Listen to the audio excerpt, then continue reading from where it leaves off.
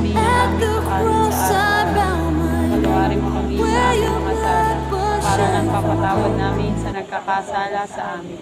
At huwag mo kami ipahimpulot sa pagsusok